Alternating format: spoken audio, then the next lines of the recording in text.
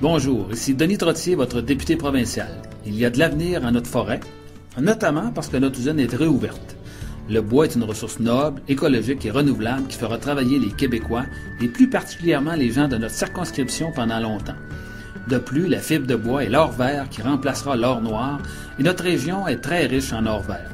Nul doute qu'il y a de l'avenir pour nous et nos enfants dans cette industrie si nous travaillons ensemble et nous innovons. Ça fait longtemps qu'on n'y a pas parlé. Évidemment, je voulais avoir sa version des faits sur le lockout. Étant donné que c'est un ancien joueur de la Ligue nationale, il doit avoir une idée très arrêtée. On sait qu'il y a des très bonnes opinions. C'est notre collaborateur hockey, Stéphane Lebeau. Salut Stéphane. Salut Denis. Stéphane, on t'a pas parlé depuis le début du lockout. Comment tu vois ça? Bien, de toute évidence, je suis très déçu de la situation. Et là, je veux pas que les gens prennent mal mes propos ou pensent que je suis en conflit d'intérêt, étant donné que je suis un ancien joueur de hockey. Ouais. Mais je pense vraiment que cette fois-ci, le gros du conflit, le gros responsable du conflit, c'est Gary Bettman qui représente les propriétaires. Et je m'explique. Nous sommes dans un contexte où le hockey ne s'est jamais aussi bien comporté dans son histoire, tant sur le plan sportif, on assiste à une belle parité dans la Ligue nationale depuis quelques années. Donc, le système établi fonctionne bien et la situation économique de la Ligue nationale n'a jamais été aussi bonne. Vrai qu'il y a quelques marchés, entre autres, qui éprouvent certaines difficultés, mais en général, le hockey se comporte bien. On a battu des records pour les montants des revenus associés au hockey. Les perspectives économiques à long terme dans le futur sont très bons. Donc, présentement, Gary Bettman, encore une fois, veut avoir le maximum de ce qu'il peut avoir. Il ne considère pas vraiment les joueurs de hockey de la bonne façon. Et c'est lui vraiment qui cause le fait que peut-être on risque encore une fois d'assister à une année sans hockey. Moi, je peux pas croire. Phil Desgagnés, qui est notre collaborateur tous les vendredis, disait, moi, je suis convaincu que d'ici 10 jours, le dossier est réglé.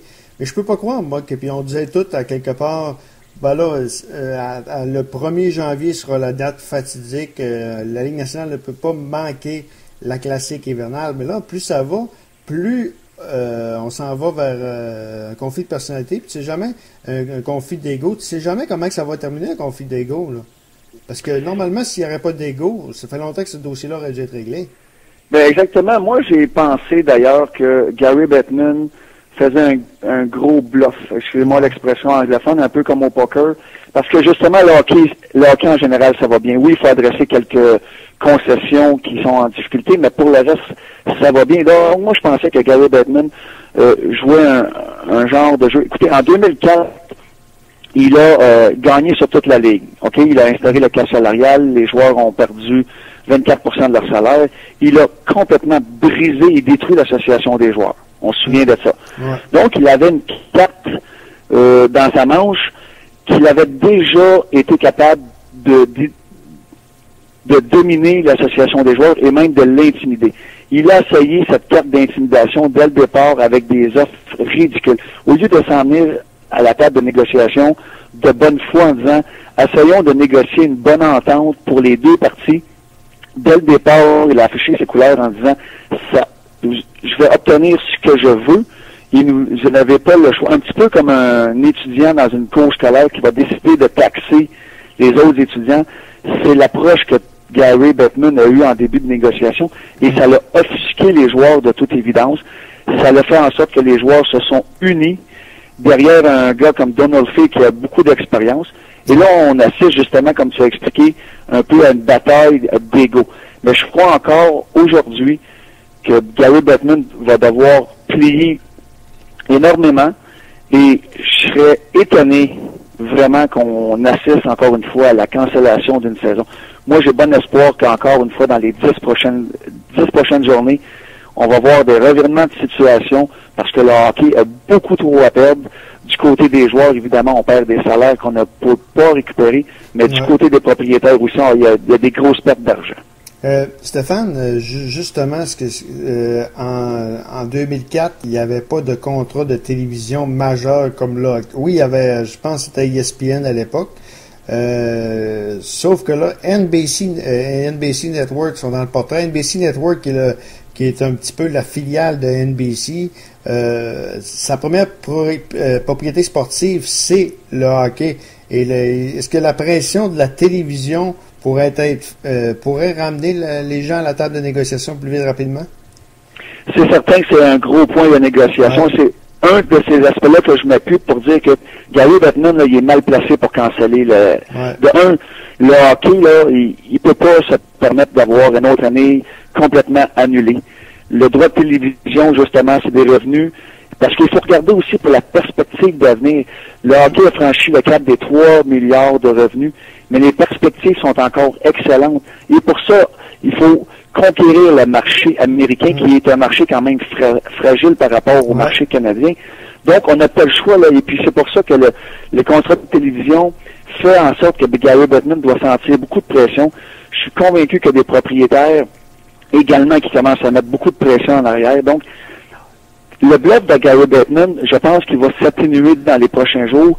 Puis il faut comprendre, là, justement à cause de cette perspective de croissance économique de la Ligue nationale, chaque pourcentage que Gary Bettman réussit à soutirer à l'Association des joueurs, ça représente des millions et des millions à chaque année.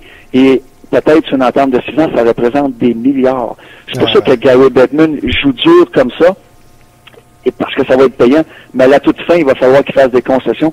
Et je pense que cette fois-ci, les joueurs ont raison de lui tenir tête un petit peu. Ils ont fait beaucoup de concessions en 2004. Ils vont devoir en faire encore un petit peu, de toute évidence, cette année. Mais là, c'est fini là, de tout donner aux propriétaires sans rien obtenir en retour. Ça prend la juste part. Et je pense que dans les prochains jours, j'ai confiance que ça va se régler. Moi, Stéphane, là-dedans, ce que je déplore, c'est qu'on a perdu beaucoup de temps. Il y a beaucoup au début, on a parlé pas nécessairement des vrais problèmes. Au lieu de se renfermer dans une salle puis de se dire on va sortir quand ce sera réglé, il me semble que ça aurait dû se faire, ça. Ça aurait dû se faire, mais c'est justement comme je t'expliquais, Danny. Ouais. Gary Bettman, d'entrée de jeu, insulté les joueurs. Ouais. Si Gary Bettman avait commencer les négociations en démontrant qu'il arrivait sur la table de négociation pour dire, écoutez, notre sport va bien, par contre, on a des intérêts communs, mais du côté des propriétaires, on doit adresser certaines problématiques et de travailler en collaboration avec l'association des joueurs. Il n'a pas fait ça, au contraire, il les a insultés dès le départ avec une offre des plus ridicules dans le contexte actuel du hockey. Donc, ce que ça l'a fait, les joueurs, l'association des joueurs s'est mis sur la défensive et il a quasiment répondu à Gary Bettman, tu veux niaiser, mon Gary? Nous allons niaiser à deux. Et Donald Fierce se sont reculés et ils ont attendu. Et là, la semaine passée, lorsque Gary Bettman a soumis l'offre aux joueurs, c'était la première offre qu'on peut considérer de valable. C'était un bon point de négociation. Les joueurs ont répondu avec une contre-proposition. Et en 10 minutes, Gary Bettman a démontré, regardez, c'est pas ça que je veux dicter ce qui se passe, mais c'est pas comme ça que ça doit fonctionner dans un conflit de travail. Et c'est à Gary Bettman de mettre de l'eau dans son vin, puis moi je pense que c'est les propriétaires d'équipe qui vont commencer à se manifester, à calmer Gary Bettman en disant, écoute, là, mon homme, là, ton petit caractère de Napoléon, de dictateur, ça fonctionne pas. Puis il faut que tu replaces la situation parce qu'on veut du hockey cette saison. Ben c'est ça. Puis ça fait 2-3 fois que j'entends Mario Tremblay dire à l'antichambre, il dit, garde, il dit, moi j'ai passé 30 ans dans le hockey, autant dans le domaine comme joueur, comme entraîneur adjoint. Puis quand je rencontre Gary Bettman, il est même pas capable de me saluer. Ça en dit long sur le personnage. Dernier point, Stéphane, que je vais te parler. La KHL n'existait pas en 2004. Or, on entend toutes sortes de commentaires en provenance de la Russie, des Ovechkin, des Sergei Kostin, des Kovalchuk, qui menacent de pas se présenter si la Ligue nationale coupe les salaires. Sauf que ce qu'ils savent pas, c'est qu'il y a une entente entre la KHL et la Ligue nationale que la KHL doit respecter les contrats de la Ligue nationale. Mais es-tu inquiète quand même qu'il y a certains joueurs qui pourraient défier cette entente-là? Je pense entre autres aux Ovechkin, Kovalchuk et les gros joueurs russes, et ne pas revenir dans la Ligue nationale? Mais ça me fait pas vraiment très peur, Danny. Je vais t'expliquer pourquoi. Évidemment, perdre des gars comme Ovechkin, Kovalchuk fait très mal à la Ligue nationale. De toute évidence, ce sont des super vedettes et on a besoin de ces joueurs-là dans notre marché. Le marché de la KHL, malheureusement, n'est pas vraiment de grande qualité. On offre des gros contrats, mais la Ligue, en tant que telle, n'est pas bien structurée. La sécurité des joueurs, l'encadrement des joueurs, la garantie des contrats, tout ça fait en sorte que c'est pas une place vraiment attrayante, mis à part quelques joueurs russes. On a vu Radulov quitter pour la KHL parce qu'il s'est fait offrir beaucoup d'argent. Ça peut être intéressant pour des joueurs russes qui sont à la fin de carrière ou qui ne sont plus contents de leur utilisation dans la Ligue nationale. Ouais. Des joueurs, écoute, ça serait des exceptions pour moi d'avoir un Ovechkin, des joueurs russes qui vraiment s'ennuient de leur pays, qui voudraient retourner là-bas. Mais ça me surprendrait qu'on voit beaucoup de joueurs de la Ligue nationale, surtout les noms russes. La qualité de vie là-bas n'est pas assez attrayante pour dire en sorte que beaucoup de joueurs de la Ligue nationale vont aller jouer là-bas. Donc, la KHL est une option intéressante, mais n'est pas en même temps une grande menace pour la Ligue nationale. Et ça, la Ligue nationale le voit très bien et le sait très bien. C'est pour ça qu'on n'est pas très inquiet de la situation, malgré que perdre un joueur vedette, ça pourrait faire mal. Mais puis aussi, faut pas oublier, là, il y a une grosse guerre médiatique dans tout ce conflit-là qui a lieu. On voit que la Ligue nationale a engagé des firmes de relations publiques pour s'assurer qu'on joue les bonnes cartes pour avoir l'opinion publique de notre côté. Et du côté de l'association des joueurs, écoutez, là, peut-être que Donald Fehr a mandaté quelques-uns de ces joueurs-là, menacer que vous n'allez pas revenir pour mettre un peu de pression. Donc, c'est de bonne guerre.